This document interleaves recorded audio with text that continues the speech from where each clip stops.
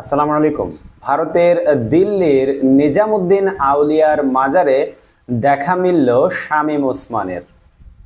ছাত্র জনতার আন্দোলনে গত 5 আগস্ট পদত্যাগ করে দেশ ছেড়ে পালিয়েছেন সাবেক প্রধানমন্ত্রী শেখ হাসিনা। এরপর থেকে গা ঢাকা দিয়েছেন আওয়ামী লীগের মন্ত্রী, এমপি সহ প্রভাবশালী নেতারা।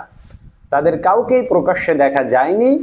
তেমনি নারায়ণগঞ্জ 4 আসনের আওয়ামী লীগ দলীয় সাবেক প্রভাবশালী এমপি শামীম ওসমানকেও দেখা যাচ্ছিল না। তিনি দেশে আছেন নাকি দেশ ছেড়ে গেছেন তা নিয়ে ছিল নানা জল্পনা কল্পনা। এরই মধ্যে দেখা পাওয়া গেল শামীম ওসমানের।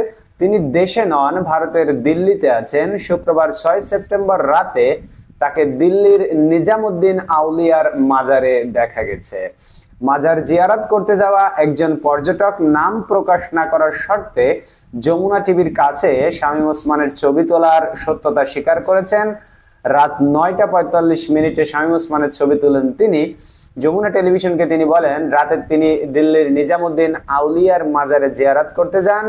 এ সময় তিনি শামীম ওসমানকে দেখতে পান। শামীম ওসমানের সাথে তার পরিবারের সদস্যরাও ছিলেন। তিনি বলেন, প্রমাণস্বরূপ তিনি ছবিও তুলে রেখেছেন।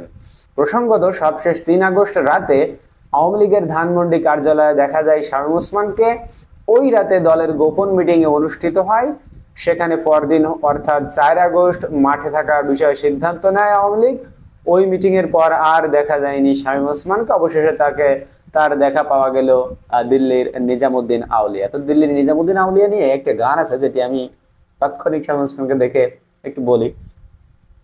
ধন্য ধন্য মেরা, ধন্য ধন্য মেরা সিলসিলা এলো, দিল্লিতে শামীম ওসমান আউলিয়া গেল, দিল্লিতে শামীম ওসমান আউলিয়া। খেলার কথা বলে সে খেলিল না, গেল সে তো পলায়া,